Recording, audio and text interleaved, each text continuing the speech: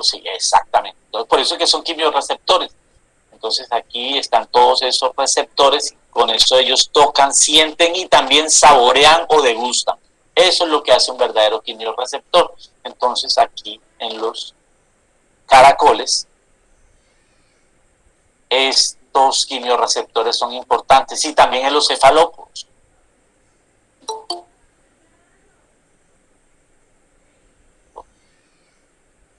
Muy bien. Sigamos. Entonces, ¿qué es esto acá?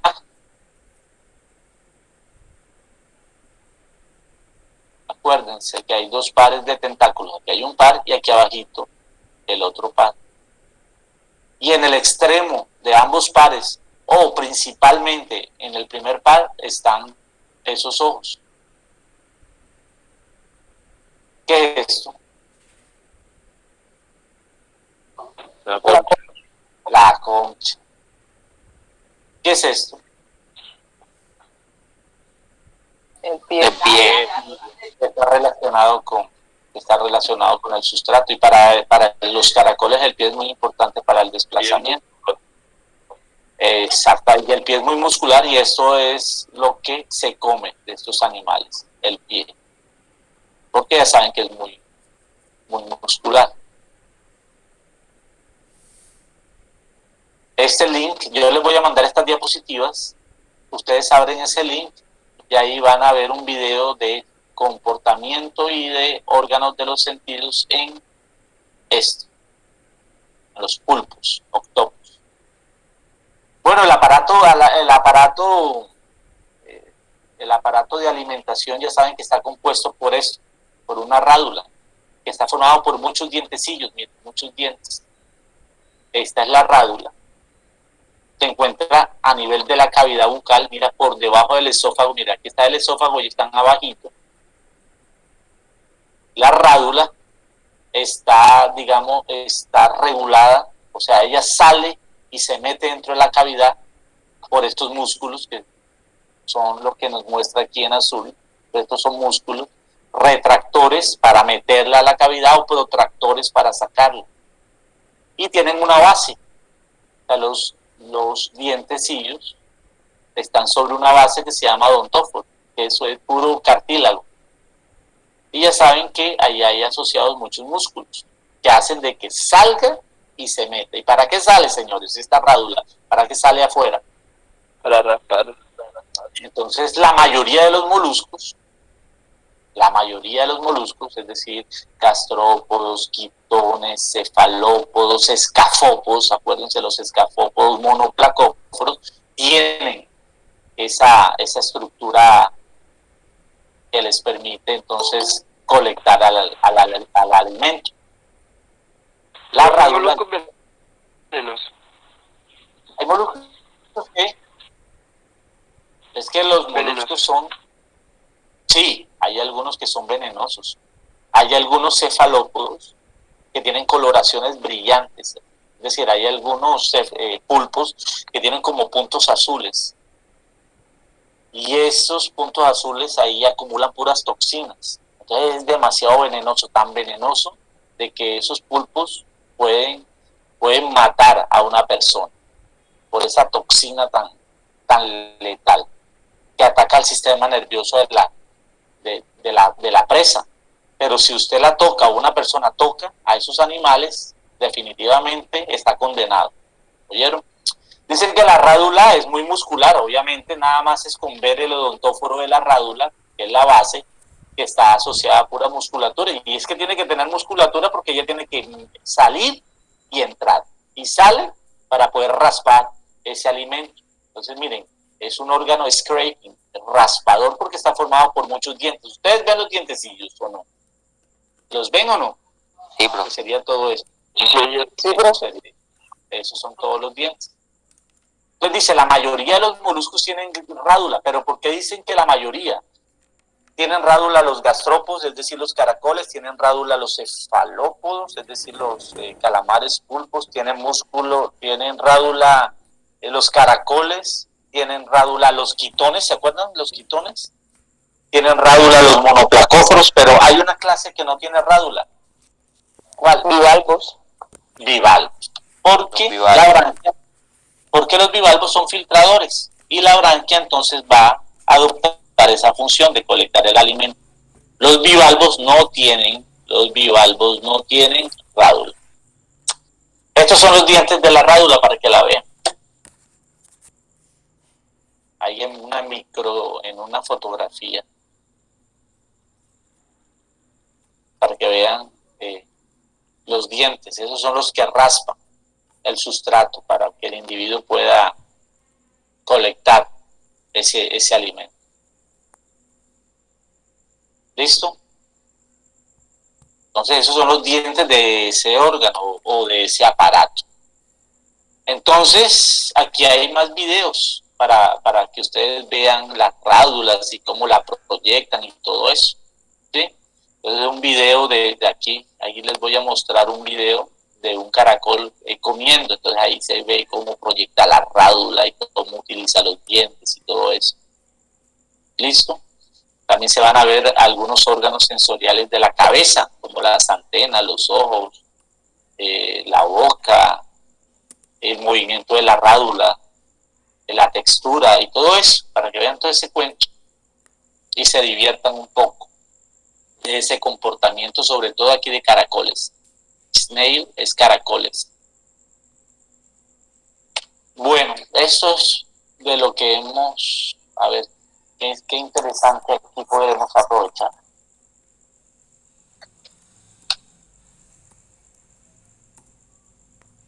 A ver, en los gastrópodos, ahí, digámoslo así, en los gastrópodos, biquitones, tienen lateralmente como aplanado un pie ventral. Correcto, muy bien, un pie ventral, sobre todo en gastrópodos y quitones. ¿Se acuerdan los quitones? En la diapositiva que yo les mostré, que lo teníamos dorsal y lo teníamos ventral. Entonces ese es un pie largo, bastante amplio, mira, broad, bastante amplio y aplanado lateralmente. En los quitones ese pie ventral, ¿para qué les va a servir? Acuérdense que ellos se adhieren en la roca, en la zona, en la zona más que todo intermareal para fijarse. Pero ellos sí se mueven en la noche. Ellos son más que todo de hábitos nocturnos. Bueno, y en los gastrópodos es correcto. Ese es un pie no solo para adherirse a un sustrato, sino en los gastrópodos es para moverse. Acuérdense que en los gastrópodos ese pie también está asociado a muchas glándulas.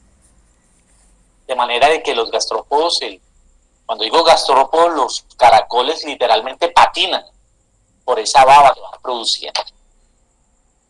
Entonces, dentro de los moluscos, los gastrópodos y los quitones tienen un pie bastante ancho y ventralmente aplanado. En los pelecípodos, este nombre es viejito. ¿Saben cuáles son los pelecípodos? Son los mismos bivalvos. ¿Oyeron? Tienen un pie elongado, también es muscular, a lo largo de la línea dorsoventral.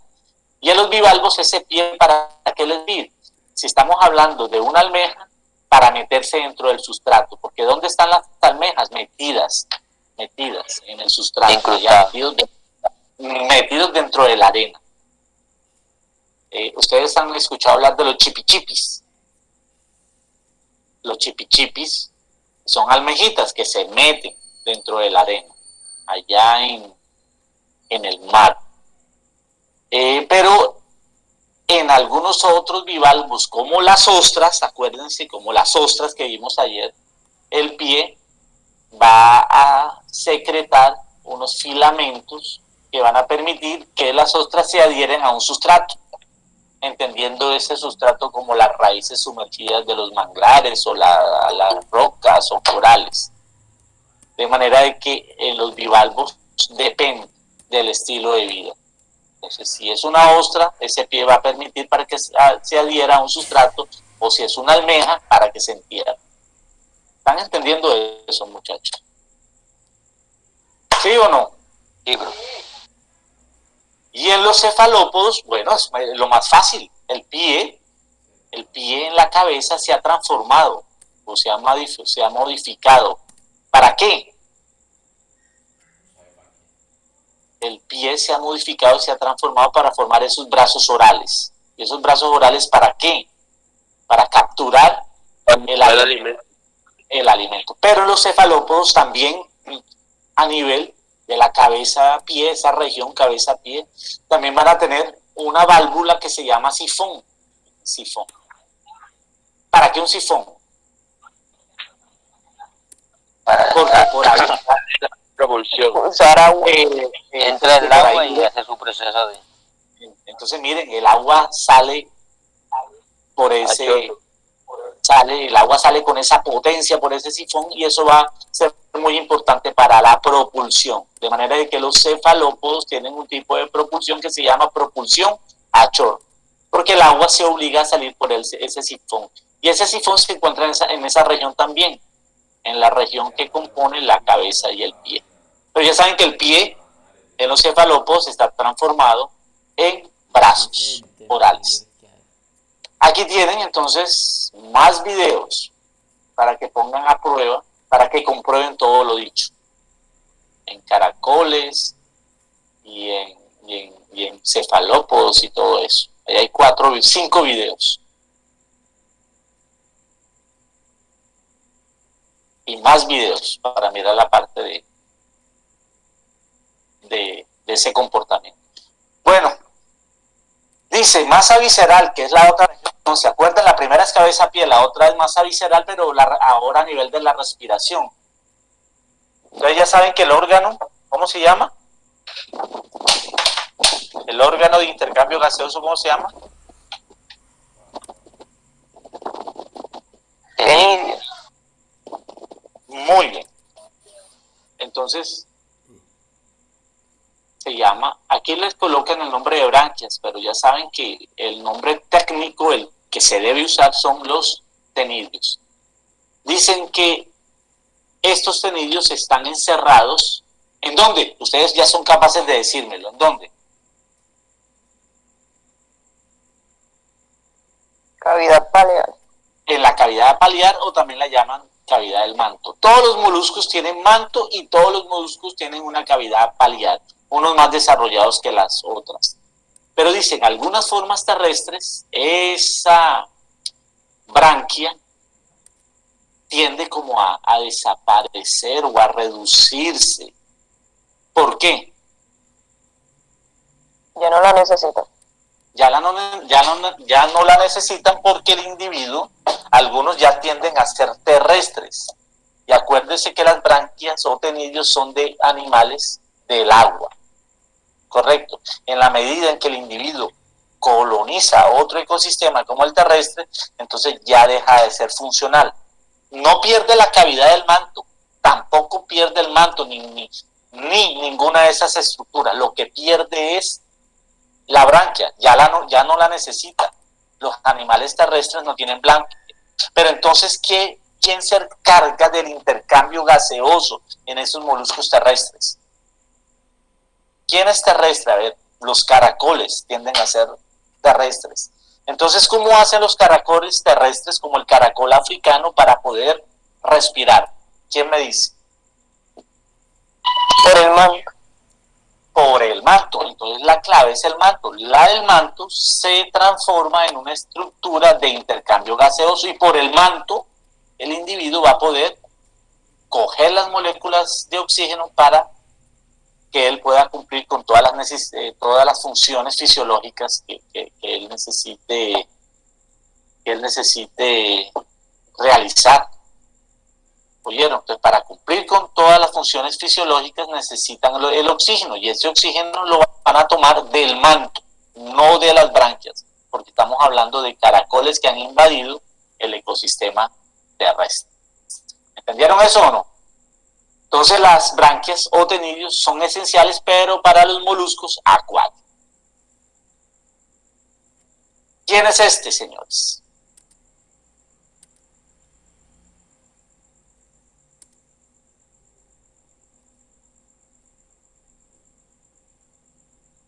Bueno, entonces, ¿quién es este? A ver, para que me entiendan más. Y vamos a hablar de manto y de cavidad del manto. ¿Quién es este? Ay, esto ustedes ya lo vieron ayer. Este es un quitón, un poliplacóforo. ¿Y esto aquí qué es? El pie. El pie. Y mira, metidos en esos surcos paliales, acuérdense de que el quitón no tiene cavidad palial, no tiene, sino tiene unos surcos paliales, miren, que va desde un extremo anterior al otro, aquí esto por aquí sería el ano, por aquí. Entonces miren esos surcos. Y dentro de esos surcos pasa el agua. Pero entonces, como pasa el agua, ahí se necesitan ubicar los tenidios. Son muchos tenidios. ¿Sí ven esos pelitos ahí? O estas protuberancias, ¿sí ven ahí? Esos son los tenidios. Y hay muchos tenidios. Por ejemplo, en los quitones hay muchos tenidios. Yo les contaba que podían haber hasta 80 pares de tenidios que se ubican en esos surcos paliales. Y el agua pasa por ahí, baña esos tenidios. Los tenidios realizan el intercambio gaseoso, pero a la vez el individuo va sacando todos esos excrementos y todas esas sustancias de desecho y luego las saca a nivel posterior. Acuérdense que ahí está el ano. Entonces, por la corriente que pasa por el ano, entonces también va eliminando todas esas heces fecales afuera. Entonces, en el quitón, esa cavidad del manto, ¿se transforma en qué? Se transforma en surcos. ¿Surcos qué? Paliales. ¿Y esto que hay acá? Entre el pie. Bueno, este es el pie, estos son los tenidios. ¿Y esto qué es acá? Esto que estoy señalando, ¿qué es? El círculo, ¿ventral o dorsal? Ventral. Ventral. Y esto ya es digámoslo aquí, de una ostra. ¿Ven aquí? Entonces, todo esto es puro manto. Toda esta primera es puro manto. Aquí, esto, estructura bien grandotota, ¿sí ven? Y debe ser muy grandotota, es la branquia. Acuérdense que ya los bivalvos tienden a ser lamelibranquios y necesitan esa branquia así tan grande y plegada, porque esta branquia o tenilio ya no es solo un órgano de intercambio gaseoso, sino también, ¿qué más es? Es un órgano también de filtración. Entonces, toda la materia orgánica va a ser colectada o filtrada por esta branquia. Por lo tanto, la cavidad del manto en una ostra es muy grande, porque debe estar alojado todos esos órganos, como la branquia. Y esto aquí, C, ¿qué es? ¿Qué creen ustedes que será aquí? Eso. ¿Qué se imaginan que será C?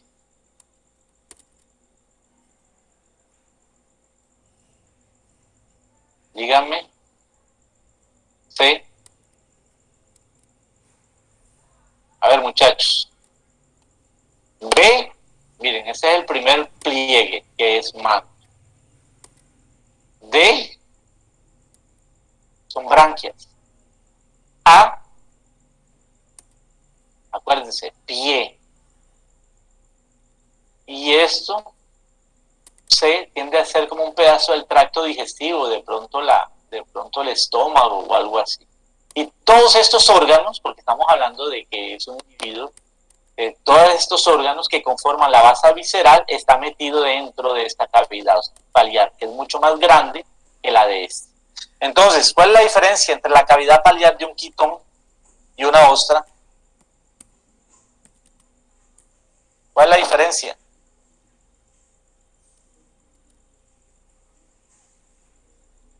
Díganmelo ustedes. Tamaño. No. ¿Cuál es? En la cavidad del manto de la otra es más grande. No.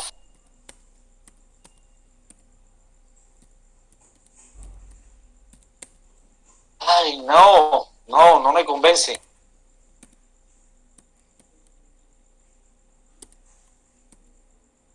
Bien. ¿Cuál es la diferencia? Miren, cavidad del manto, cavidad del manto. Este es un bivalvo. ¿Y este quién es? Este es un bivalvo y este es un polipóforo, ¿correcto?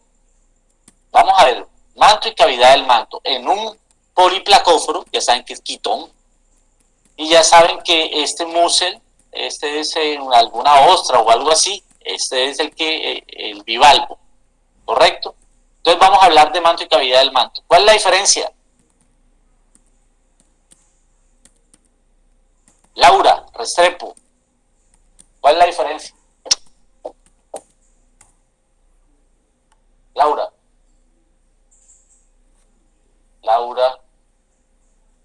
voy a comenzar a calificar.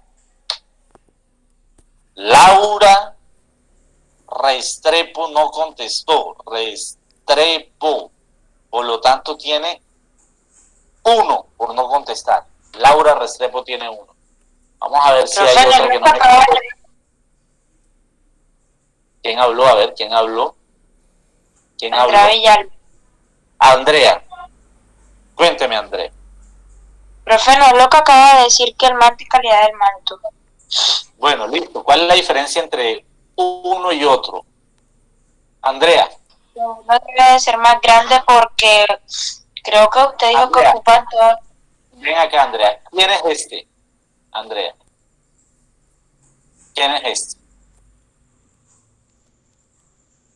Este es... ¿Quién, Andrea? Léalo.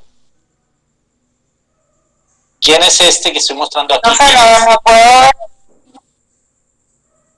El quitón. El quitón. ¿Y el quitón a qué clase? ¿A qué clase pertenece? Poliplacófero. Poliplacófero. Muy bien. ¿Y este quién es? Musel. ¿Este es qué?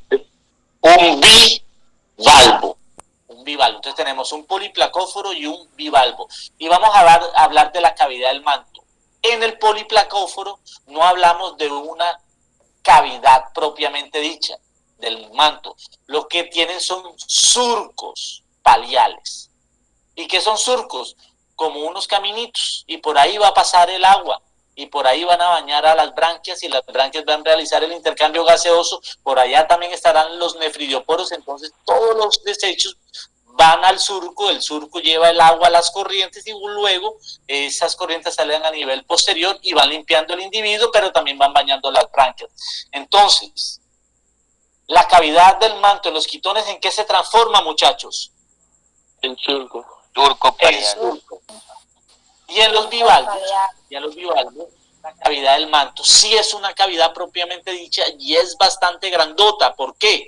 Porque ahí tenemos a la masa visceral y dentro de la masa visceral tenemos a esas branquias que son grandototas, miren, muy grandes. ¿Y por qué tienen esas branquias grandotas? Porque este es el órgano de filtración y de qué más, y intercambio gaseoso. Por lo tanto, aquí sí tenemos una cavidad bastante grandota, una cavidad bien desarrollada porque va a alojar a todos ese montón de órganos. ¿Listo? Aquí hay tenidios chiquiticos, aquí son un par de grandes y amplias branquias o tenidios. Y también hay otros órganos, como nos quiere decir, que hay pie, que hay tracto digestivo, que hay manto, por lo tanto la cavidad es mucho más grandota, ¿correcto? Eso es lo que nos quiere mostrar esa diapositiva. Manto y cavidad del manto en los cefalópodos. Miren, aquí esto es un pulpo y aquí este es un calamar. Entonces, ¿en qué se transforma la cavidad del manto? Eso se transforma en un gran saco. Sí, no, la cavidad del manto, la cavidad del manto se transforma en un gran saco amplio y que es muy importante porque ahí acumulan el agua. Y ya saben que el agua se acumula aquí en estos dos animalitos y se obliga a salir por un sifón, y que explica la propulsión a chorro de estos representantes. ¿Oyeron? Hay mucho manto y hay una cavidad también, una cavidad palial bastante amplia, porque es importante para la acumulación de agua en su interior. Acuérdense que ellos se desplazan es por la propulsión. y luego le dan forma a ese movimiento por las aletas y también por los brazos orales. Hay que entender que también esos brazos son modificaciones, es una modificación del pie y es importante para colectar, atrapar el alimento. Y esos son individuos que nadan, sobre todo el calamar, nada. Este también nada, pero este es más de hábitos pelágicos, este tiende a ser más de hábitos bentónicos, porque está entre las rocas, en el sustrato, se mete entre el litoral rocoso, y este tiende a nadar más. Este es más de hábitos bentónicos, este es más de hábitos pelágicos, y ambos tienen los ojos bien desarrollados. Bueno, aquí nos hablan acerca de ¿qué significa shell? La concha. La concha en los moluscos. Y nosotros ya hemos hablado. La concha, ¿cómo es en los moluscos? A ver, cuéntenme.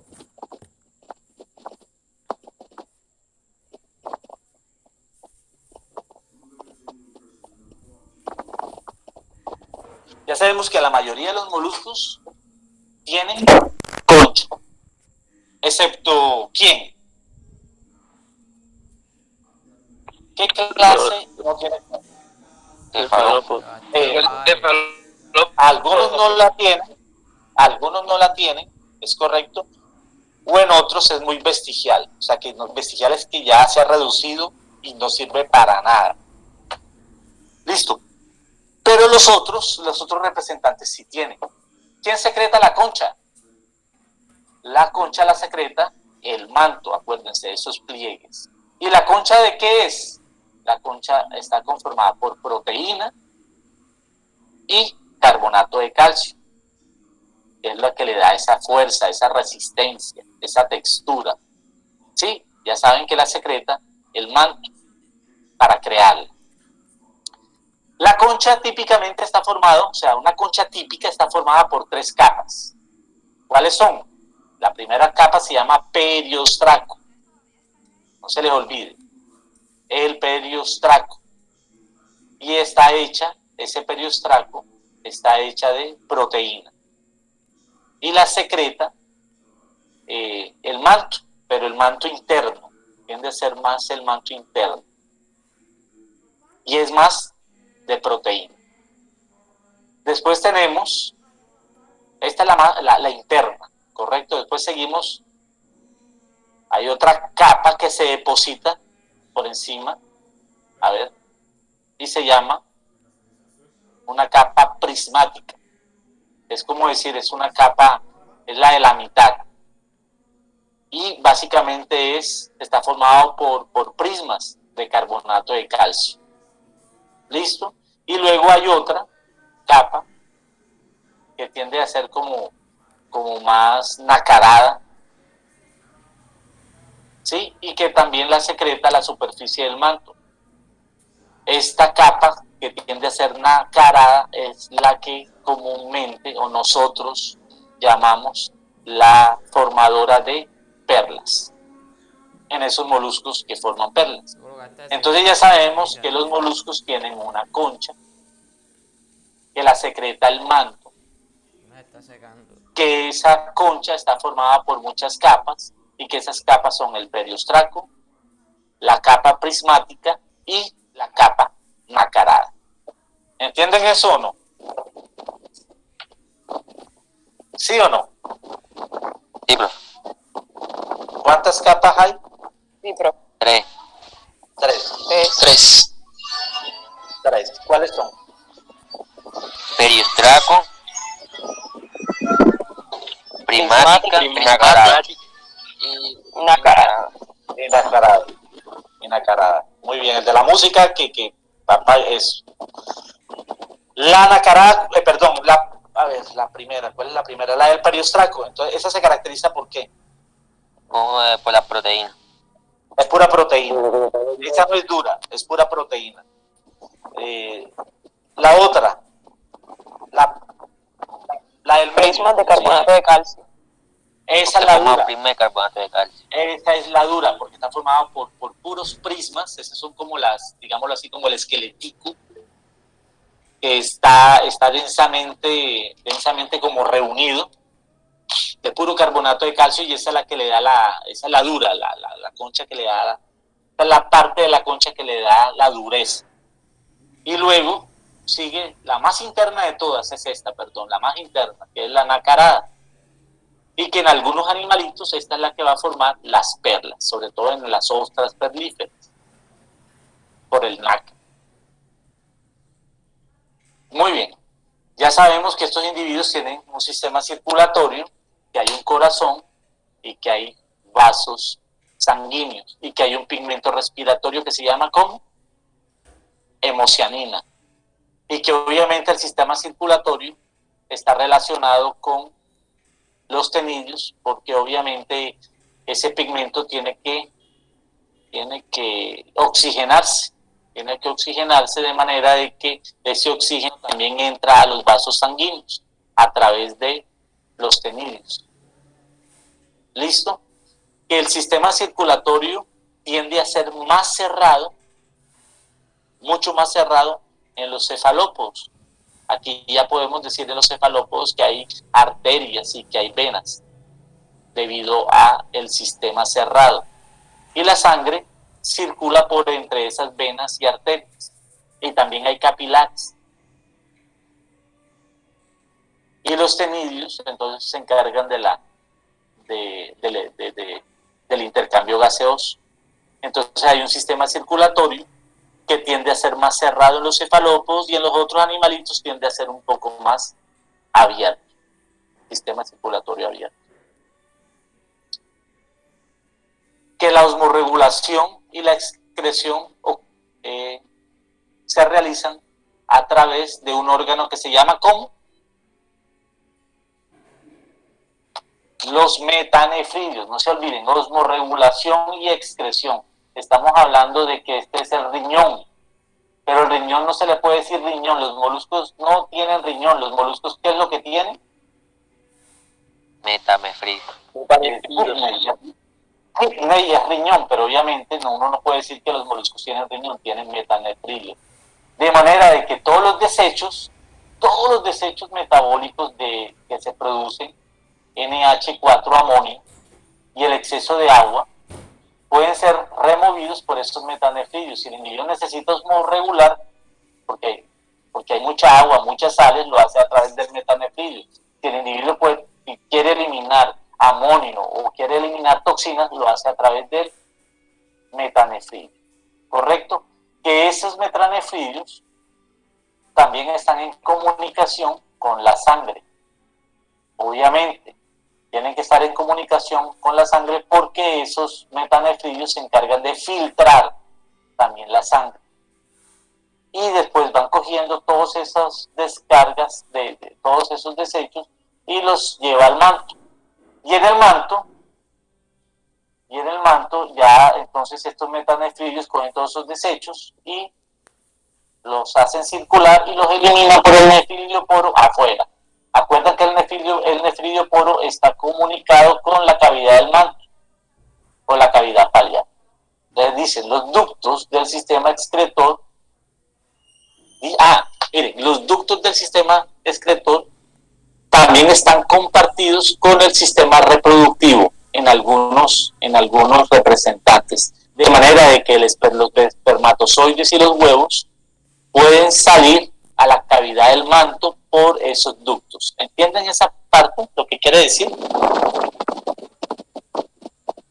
Eso quiere decir que algunos moluscos, hay algunos gastrópodos cuyos gónadas no tienen un ducto específico, ni tienen un gonoporo, de manera de que cuando entran a la época reproductiva y los individuos necesitan sacar sus espermatozoides y sus óvulos al ambiente, entonces como no tienen sus ductos específicos, entonces lo conectan a los metanefridios, ¿correcto? Conectan a los metanefridios. Acuérdense que los metanefridios tienen dos ductos, entonces uno se conecta a las gónadas De manera de que ya no estamos hablando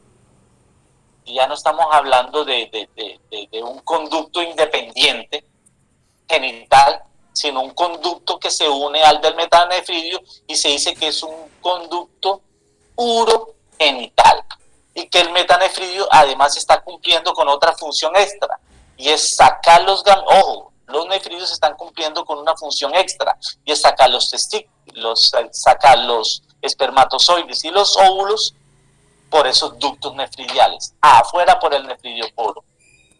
¿Entendieron eso? Y hablamos de un conducto urogenital.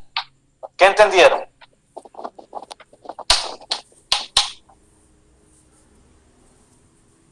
¿Qué entendieron?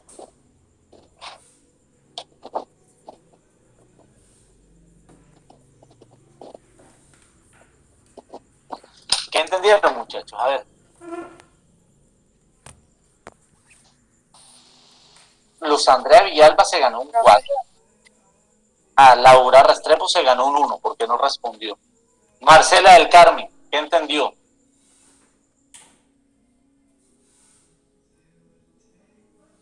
Marcela del Carmen, ¿qué entendió?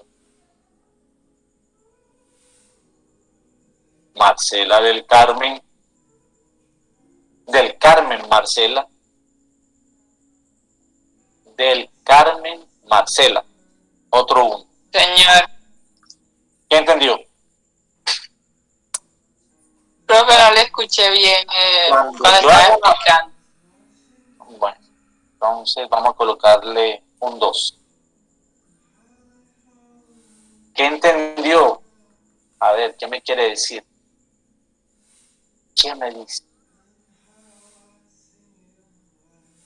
María José Polo. Porque comparten el sistema excretor con el reproductivo.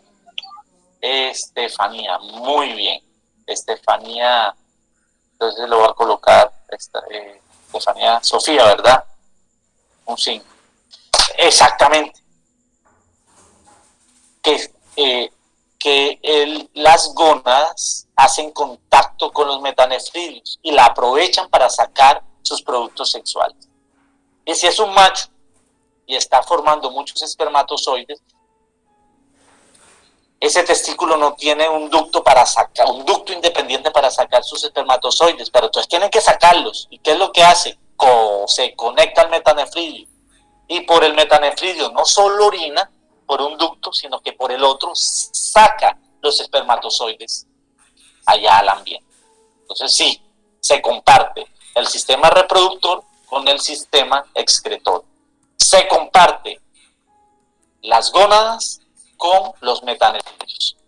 Entonces hablamos de un sistema urogenital. ¿Qué significa urogenital? Un sistema urogenital que por un ducto orina y que por el otro se saca todos los gametos. ¿Qué entendió Luis Carlos Rivero? Luis Carlos Rivero, ¿qué entendió? Que comparte su sistema excretor con los reproductores urogeninal, que por uno saca su excremento y por el otro saca para reproducirse. Eso, que por un ducto no saca su excremento, saca sus desechos. Sus desechos, saca por un ducto orina, mejor dicho. Por un ducto va sacando el amonio y va sacando las toxinas y todo eso. ¿Oyó? Muy bien, tiene 4-2. Con 4-2 está bien. Bueno, entonces ya hablamos de eso. En la reproducción, bueno, ya sabemos que ellos son, en cuanto a la reproducción, hay algunos que son hermafroditas, hay otros que son dioicos, se quiere decir dioicos, que hay sexos separados, que en las formas acuáticas, en los moluscos acuáticos, hay una larva. ¿Cómo se llama la larva? Crocófora. La crocófora. ¿Sabes que los moluscos acuáticos? Es la misma de anélidos. Que es muy similar a eso, a los anélidos. Porque en los anélidos también hay una larva crocófora. ¿Oyeron? Profe, y que otras pueden tener una que se llama belígera. Y que en los acuáticos, además de la trocófora, hay otra larva que se llama la belígera. Y luego, esas larvas, trocófora o belígera, van creciendo, se van transformando en un juvenil y luego el juvenil en un adulto. Entonces podemos decir que hay desarrollo indirecto, sobre todo en los moluscos que son acuáticos, y que la larva se llama trocófora, pero que también hay otra que se llama velígera. Miren la trocófora como es. Entonces, miren, estas son bandas de cilios y son necesarios porque es que esta es una larva que se encuentra moviéndose en la columna de agua y se mueve por estos cilios. Es planctónica, no se les olvide. Aquí ya la tenemos un poco más desarrollada. Miren estos pliegues. Estos pliegues se llama velum o velum, que también tiene como cilios, y esta les va a permitir entonces nadar y flotar. Aquí es más desarrollada que esta. Y aquí tenemos otra vez el velum, para ver cómo es su estructura, y esto es la estructura que le permite flotar y moverse. Diversidad, entonces, ¿cuántas clases hay? Hay un montón. Los moluscos es uno de los grupos con mayor diversidad y ampliamente distribuido dentro del reino animal. 100.000 especies y 35.000 especies. Miren, es el segundo después de los artrópodos. Ya saben que los artrópodos tienen un montón de especies. Yo les hablaba que más allá de cuántos, los artrópodos más allá de cuántos. 100.000 especies. No, los artrópodos. 1.000.000. 1.000.000 y pico, ¿verdad? 1.500.000, 1.000.000 algo. Los moluscos es el segundo grupo. ¿Cuántas especies? 100.000 especies. 100.000. No, 10.000 no. Falso. ¿Cuántas? 100.000. 100.000. Vivas. ¿Cuántas clases hay? A ver, ¿cuántas clases hay? Hay un montón, que son los poliplacófora, tenemos los representantes que son los quitones. Gastrópodos, representantes los caracoles, también las babosas. Pelecípodos, bueno, los pelecípodos ya saben que son los bivalvos. Es mejor decir bivalvos que pelecípodos. ¿Y cuáles son los representantes? Los representantes son las almejas, las ostras, los mejillones, los escalops, no me acuerdo cómo son los escalops, y los cefalópodos, que ahí tenemos a los calamares y a los pulpos, pero me faltan más clases. ¿Cuáles son las otras clases que me faltan? Tenemos a los colmillos de mar, que son los escafópodos, y tenemos los sombreritos de mar, que son los monoplacóforos. Entonces aquí falta, y tenemos otra que no tiene concha. ¿Cómo se llamaba la clase que no tenía concha? Cefalópodos. No, la que no tenía concha, bueno, sí está bien, pero la primitiva. En la clase, ayer que yo se las dije, la aplacófora, que en algunos libros aplacófora las dividían en dos, que son solenogastra y caudofobiata, acuérdense, ¿sí? Pero aquí vamos a trabajar a los principales. Vamos a trabajar a poliplacófora porque tienen una gran importancia acuícola, gastrópodos porque se cultivan también, hay países que cultivan caracoles, bivalvos, los chilenos cultivan bivalvos también, y cefalópodos también hay cultivos de calamares, no tanto de calamares, pero sí de pulpos y todo eso. De manera que estas son las clases con mayor interés comercial para ustedes. Las otras no son tan importantes para un acuicultor. Entonces, poliplacófora, ¿cuál es el representante? Los quitones. Entonces dice, los quitones son similares a los gastrópodos en cuanto a la forma del cuerpo, pero obviamente en los poliplacóforas hay ausencia de cefalización o hay poquita cefalización, es decir, los quitones no tienen cabeza, ¿correcto? No son cefalizados. Esta es una característica, la cefalización ya es una característica más de caracoles. Los quitones tienden a ser aplanados en su forma. Hay alguien que me dijo que era una cucaracha, ¿verdad? Entonces tienden a ser como cucarachitas. Que tienen muchas, pero muchos tenidios. ¿Cuántos pares les dije yo?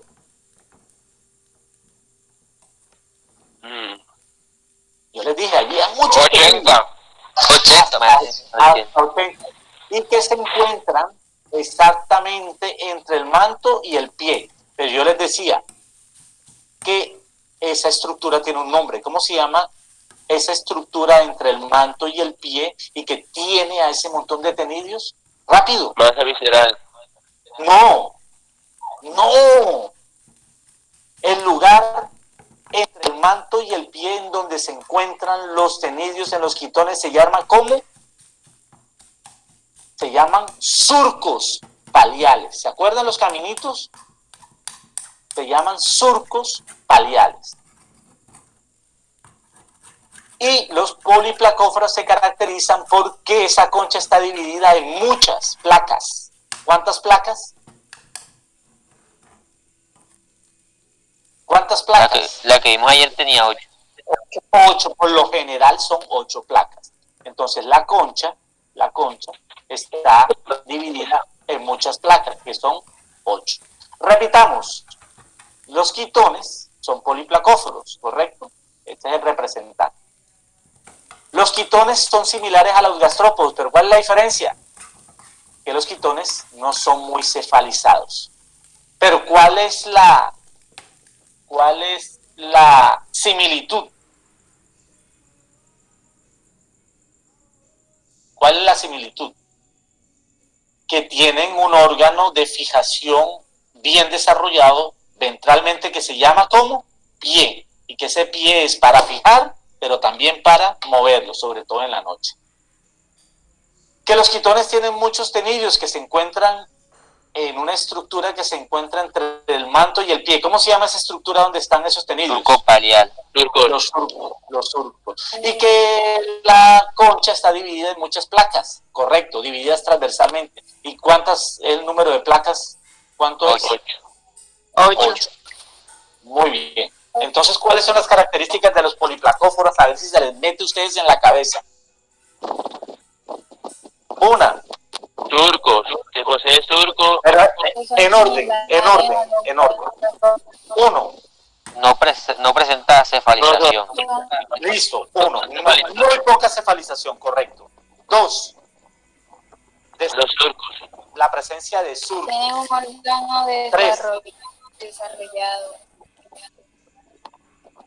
3. ¿Cómo así, órgano? Concha dividida.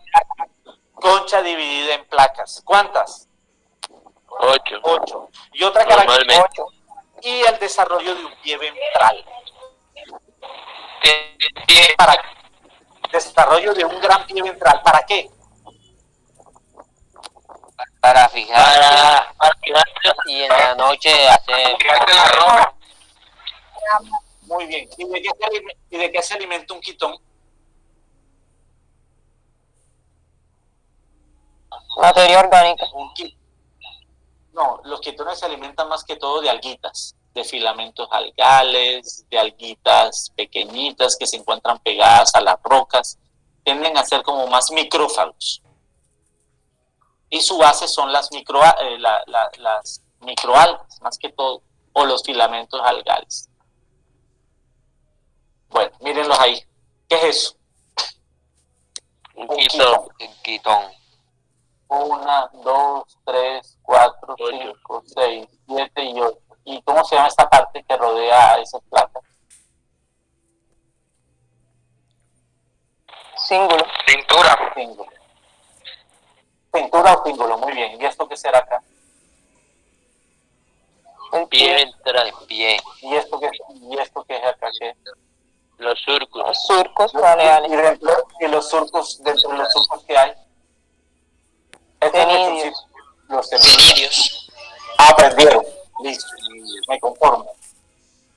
Los gastrópodos. A ver, ¿qué dicen los gastrópodos? Tienen un pie aplanado. Sí, correcto. Es un pie aplanado. Desarrollado. Correcto. Es muy importante porque ese pie les va a servir a esos individuos más que todo para moverse. Los gastrópodos tienen una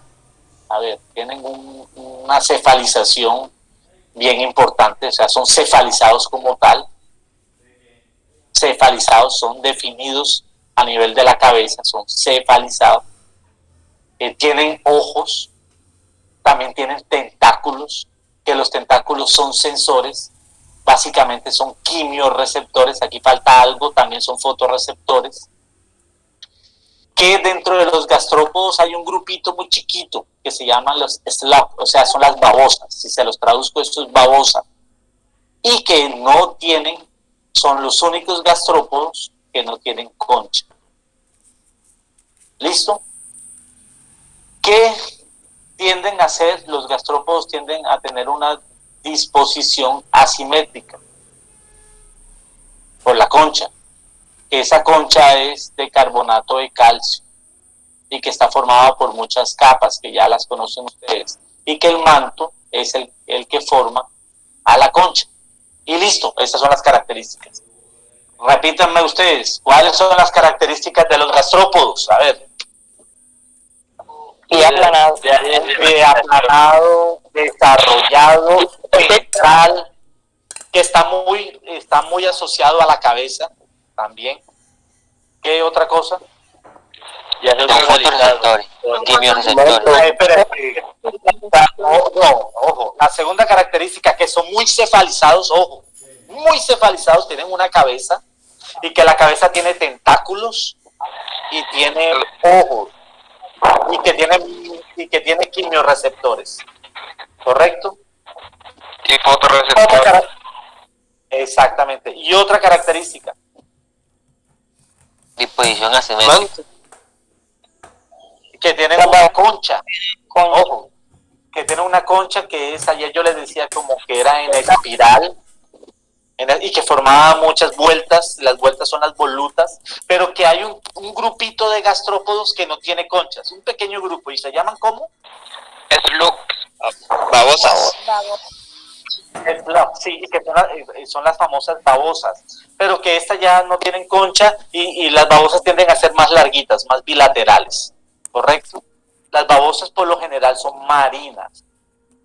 Ahí tenemos a los nudibranquios y a los opistobranquios. ¿Listo? ¿Y qué otra característica podemos decir de los gastrópodos, además de la concha? Que la concha, en los que tienen concha, que esa concha está formada por muchas capas. ¿Y cuáles son las capas?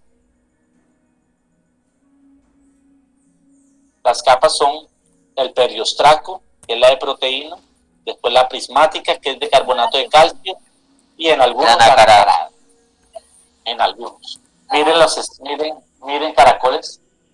Miren la concha, ¿sí la ven? Esta concha en espiral.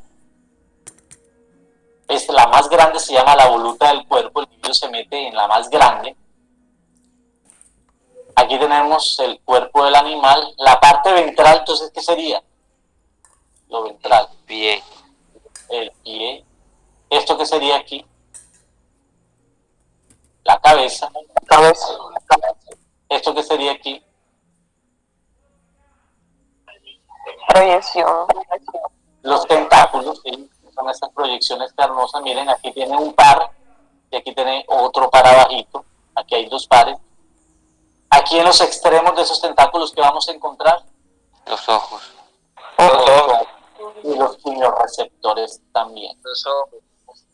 Miren, aquí la tenemos aquí mostrando la parte anterior, la parte de la cabeza. Miren abajo el pie. Miren los tentáculos. Allí estarán los ojos y los quimioreceptores y mecanorreceptores y todo ese cuento. Dicen que los gastrópodos tienen una torsión. Ellos tienden a torcerse. ¿Y por qué se tuercen? Porque ellos necesitan ajustarse al espiralamiento de la concha. De manera de que al meterse ahí, entonces tienen que torcer toda su masa visceral. Entonces lo que nos trata de decir, que esa torsión se consolida a nivel embrionario durante su desarrollo embrionario, el individuo entonces ya genéticamente se está torciendo, y todo eso como un ajuste a la concha, ¿correcto? Cuando digo que se tuerce es que va cambiando el ángulo de toda su estructura corporal. cuando él se tuerce, no solo se está torciendo el cuerpo, sino también tuerce su masa visceral. O sea, tuerce el sistema digestivo, tuerce los tenidios, tuerce los metanefridios, tuerce las gónadas, ¿correcto? Tuerce todo para poder ajustarse a la concha y también aprovechar la cavidad paliar, de manera de que el ano lo tienen prácticamente el ano y la boca se encuentran básicamente en la misma posición debido a esa torsión. Bueno, ¿qué dice acá? Profe, ¿qué tanto de vida dura un gastrópodo? Bivalvos. ¿Cuánto puede durar un gastrópodo? Depende del grupo, pero unos duran 4 o 5 años su ciclo de vida. Algunos 2 añitos. Bueno, bivalvos. Entonces aquí tenemos los bivalvos, son los mismos pelecípodos. Son moluscos, el cual entonces se encuentra, también tienen un pie que es aplanado, correcto, y un pie aplanado, no, un pie, bueno, sí, está aplanado, pero tiene forma de H. ¿Oyeron? Forma de H. ¿Para qué le sirve el pie? ¿Para qué le sirve el pie en los bivalvos? A ver, ese pie en forma de hacha, pie en forma de hacha y un poquito aplanado, ¿para qué le sirve a los bivalvos? Para meterse debajo de la tierra. Listo, o sea, muy bien. Si hablamos de una almeja, para meterse en el sustrato. Si hablamos de una ostra o de un mejillón, para fijarse a un sustrato. Eso es correcto. Dice que los bivalvos se caracterizan porque tienen dos partes, 2 valvas o 2 conchas. De ahí el nombre, biconcha o bivalva.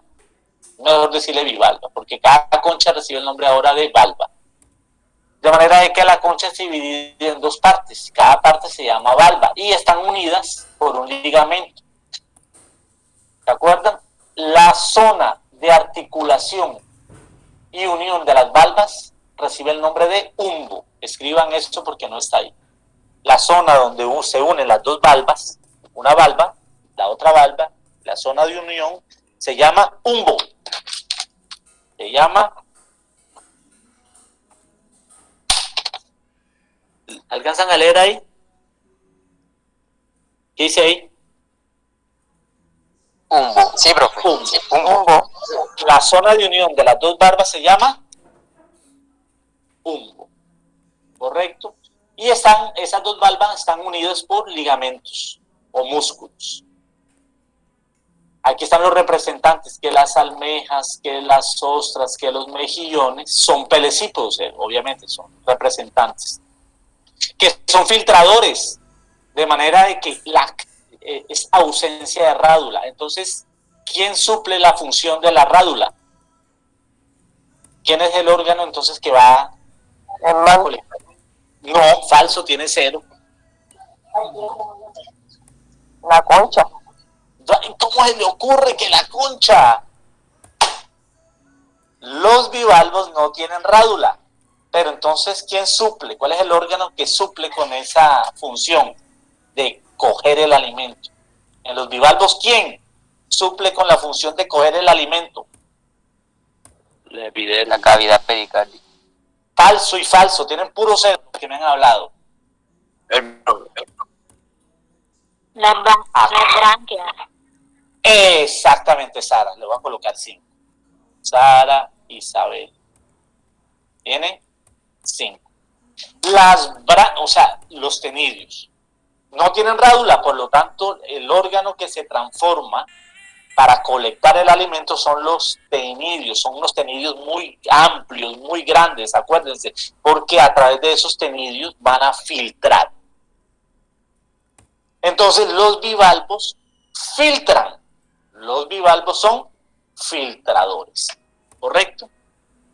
Entonces, como son filtradores, no necesitan ningún órgano para raspar, porque la rádula raspa, pero como los bivalvos no raspan, entonces, ¿quién va a coger el alimento? El alimento lo va a coger, ¿quién? Los tejidos. Tenidio. Los tenidios, muy bien. Bueno, en cuanto a la concha, los bivalvos, entonces ya saben que el lumbo, ¿qué es? Los bivalvos tienen una... ¿Es la zona de qué? De unión de no es separación, de unión de las dos valvas. Se llama umbo. Y de acuerdo a la literatura, es la zona o es la parte más viejita del individuo, es lo más viejo, pero es la zona de unión. Muy bien. Las dos valvas de la concha están conectadas, ¿por qué? Por ligamento. O sea que en el lumbo hay ligamento que unen a esas dos conchas. La elasticidad de ese ligamento, hace de que las valvas abran. ¿Quién hace esto? ¿Quién hace esto? Que las valvas, la elasticidad del ligamento.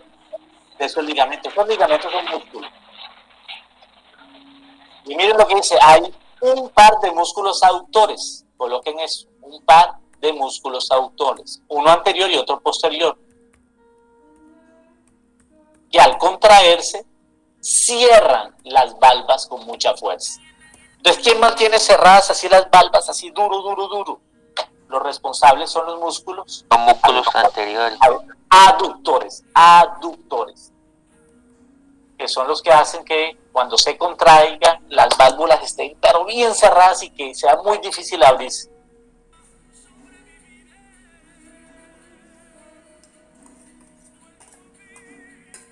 Bueno, muy bien. Aquí tenemos el representante. Entonces la parte esta es la parte más viejita del individuo y unión de las valvas se llama ¿cómo? Umbo. Todas estas, mira las estrías, estas son estrías o zonas de crecimiento. Estas están. Las zonas más jóvenes son las que están hacia esa parte, hacia la parte externa. Uno puede contar la edad del animalito contando esas estrías. ¿Correcto? Aquí dice, sulcus, es esta zona que hay entre estrella y estrella. Estas conchas son de naturaleza carbonatada, o sea, es puro carbonato de calcio también. Pero, al igual que los gastrópodos, son las mismas capas. Una capa de periostraco, otra prismática y otra nacarada, es lo mismo. ¿Oyeron? Miren, las líneas nos reflejan las zonas de crecimiento. Ustedes pueden saber la edad contando estas líneas, que se supone que cada línea tarda 4, 5, 6 meses, de acuerdo a la especie. Hay algunas que tardan un año. Entonces, de acuerdo a la especie, uno más o menos puede predecir, eso tiene 3, esto tiene 4, esto tiene 5 años. ¿Oyeron? Y estos son cefalópodos, pero eso lo vamos a dejar para la otra clase. Vamos a dejar ahí. ¿Oyeron? Y elaboran su informe, correcto. Terminamos la próxima clase o en laboratorio terminamos en moluscos. Que ya estamos terminando, solo falta ese y listo. La próxima clase no hay laboratorios, ¿oyeron? ¿Por qué no hay laboratorio en la próxima clase? Es parcial, profe, ¿no? Porque ustedes se van a enfocar para el parcial. Y en el parcial yo les coloco preguntas de laboratorio y teóricas. Profe, ¿y qué día nos va a hacer el parcial? El parcial es de hoy en 8 días. Pero no, yo ¿cómo te lo hago? De hoy en 8 días. ¿Cómo hicimos el primer 33? Antes como el del primer corte, profesor. Eso. Vamos, ¿cómo fue? ¿Cómo hicimos? Que se me olvidó. Nos pregunta y nosotros revisamos. Bueno, listo. De hoy en 8 días, entonces yo les envío y ustedes responden y le entregan yo le envío a Eva, Eva les da a ustedes y ¿cuánto les di yo para resolverlo? Un día. 24. Y bueno, y a las 24 horas ustedes se lo entregan a Eva nuevamente, ¿correcto? Tienen 24 horas. Hoy es miércoles, se lo entregarían el jueves y Eva me lo envía, ¿correcto? Y hacemos lo mismo. Listo, profe. Listo, lo dejamos así. Ok, profe, muchas gracias.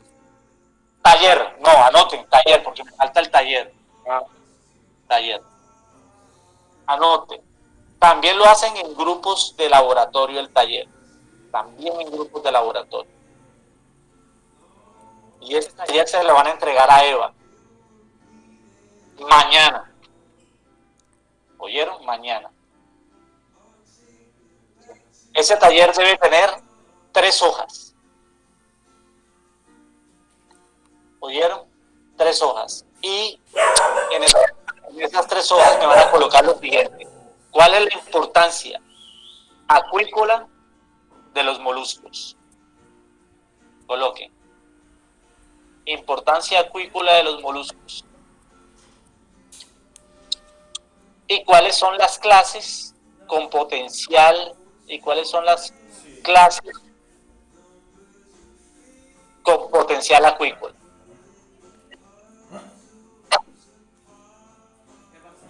Oye, De algunos ejemplos de especies, de algunos ejemplos de especies de moluscos que se cultivan. Y con eso me elaboran un taller máximo de 3 páginas. Importancia acuícola de los moluscos, clases de moluscos que son cultivadas y ejemplos de especies que se están cultivando en la actualidad. En Colombia, vamos a colocarle un límite de confianza en Colombia. Especies de moluscos que se están cultivando en Colombia. Y ese taller se lo entregan mañana a Eva. Y con eso ya tendría todas las notas, los laboratorios, taller, conectividad y parcial. ¿Listo? ¿Listo o no? Sí, profe. Sí, señor. Sí, profe. Listo. Daniel Señor. García. Daniel, Dígame, profe. conéctese, Daniel. Dígame, profe, dígame. Active la cámara.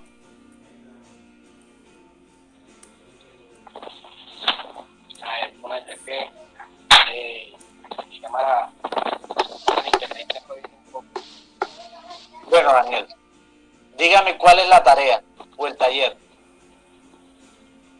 Profesor, te mando ahora para mañana Ajá. las 3 preguntas ¿Cuáles son? sobre la importancia acuícola del cultivo de moluscos. Ajá. 2.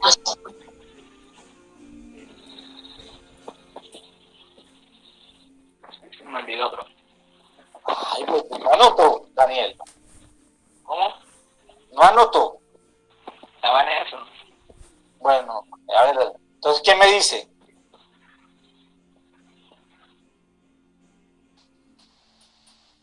¿Cuál es la importancia acuícola de los moluscos en Colombia? Importancia acuícola de los moluscos. Listo, otra. ¿Cuáles son las clases con potencial acuícola?